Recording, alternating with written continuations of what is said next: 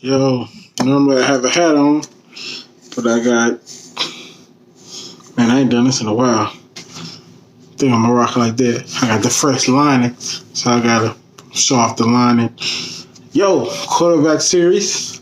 So, what we're gonna do this week, we're gonna talk about Jacoby Brissett. And then we're gonna talk about Jacoby Brissett's season, and the Colts as a whole. And then we're going to get into what happened in the XFL. Some quarterbacks failed, some ascended. Let's get into it. Assuming I'm rooting for everybody that's black. Look. Assuming I'm rooting for everybody that's black. Spent about 2 racks on handmade new rags. Assuming I'm rooting for everybody that's black. That's everybody from sports to college class to rap. Into Jacoby Brissett's season first, and then we're going to the XFL guys. So, Jacoby Brissett's season, he had a pretty decent season.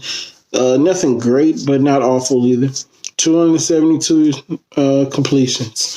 447 attempts, 60.8 completion percentage, 18 touchdowns, 6 picks. And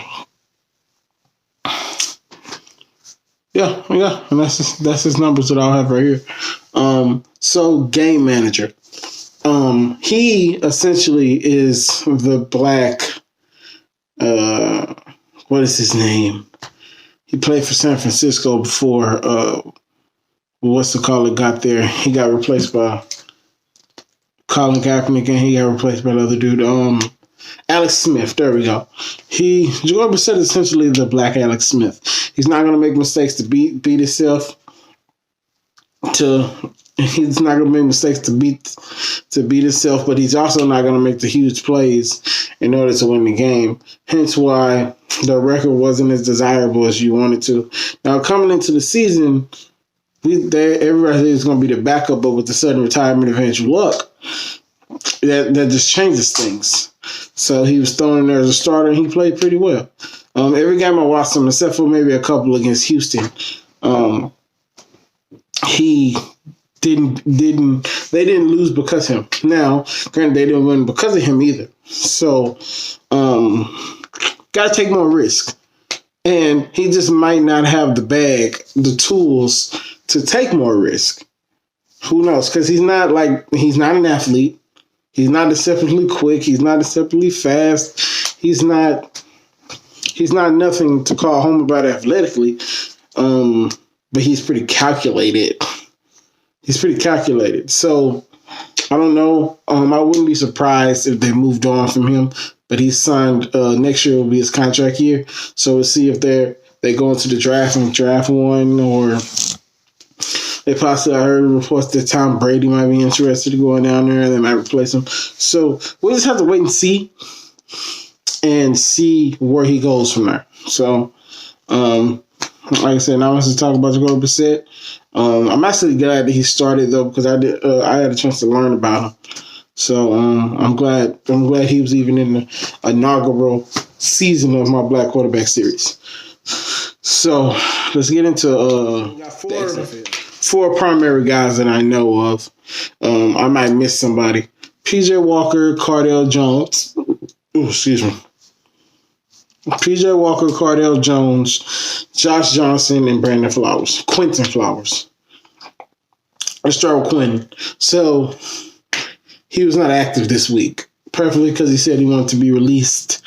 So they made him not active. Now, my uncle had a real good point of something. He's like, we don't want them. We like the XFL. We don't want them to get into the NFL where they start seeing players as property and getting mad because they wanted to be released. Y'all didn't put him in the game last week, and they was rolling. He said he wanted to get out. I don't blame him for wanting to get out. So we'll see where that takes us. This is the first major drama in the XFL. So we'll see what shakes out there. So obviously he didn't play because he was inactive. So if I have any more information from the time I make this video to the time that I send it out, for sure it'll be up on the screen. So let's talk about Cardale Jones. Cardale Jones has fell off a cliff. He was up here with PJ Walker, At the beginning of the season, they were just like this, and it just bottomed out. They started the season 2-0. They had lost their last 2 games, and from watching the games, they were dominated. Poor offensive line play, poor quarterback play, just overthrowing receivers, just not accurate, very fidgety in the pocket. He doesn't look like a pro quarterback right now, and it's showing. And they might have to think about going to another guy. He threw. No, that wasn't him. Somebody else threw 3 interceptions in a quarter this week. But yeah, Cardale Jones doesn't look very good at all. Doesn't look good at all. Now, on the contrary, so his numbers. Let me get to his numbers. 9 for 22 and a pick. That was it. Nothing else. That's all you need to know. So let's get into Josh Johnson, who I'm really starting to like more and more. Very accurate. Even the interception, they ended up losing, but the loss wasn't his fault. Drop passes, untimely calls. He played well. Like I'm starting to come around to liking Josh Johnson, or not Gus, Josh Johnson. So yeah, I'm really starting to like him. His numbers he plays for the LA Wildcats, just in case y'all want to follow him yourself. He plays for the LA Wildcats. His numbers 25 of 40, 330 yards, two touchdowns and a pick. And like I said, the pick really wasn't his fault. So this game's a lot closer than it should have been, but it was a really good game. No, that wasn't a really good. I'm sorry. But this game was pretty good, though. It was pretty good, though. But it wasn't like the game that PJ Walker had against Dallas. That was the best game of the weekend. I'm sitting there on the edge of my seat watching that game. It looked like a high-level game. They still came out winners, but the defense stood up. Now, PJ Walker made his plays. I'm sure y'all have seen an incredible play by him already. So, yeah, so he made his plays special. Dude is really special. He's doing Deshaun Watson mixed with Lamar things. Like, it's crazy.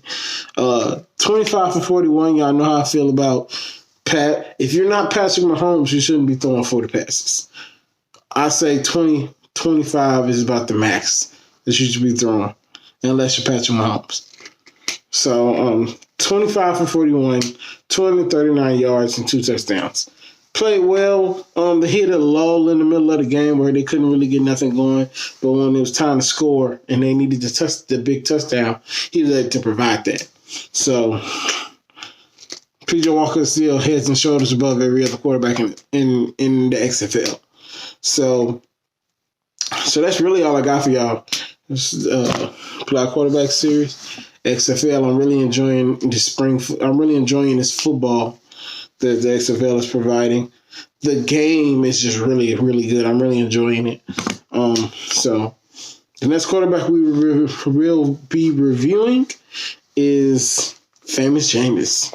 So stay tuned for that. Like, subscribe. I'm going to start putting my handles somewhere around.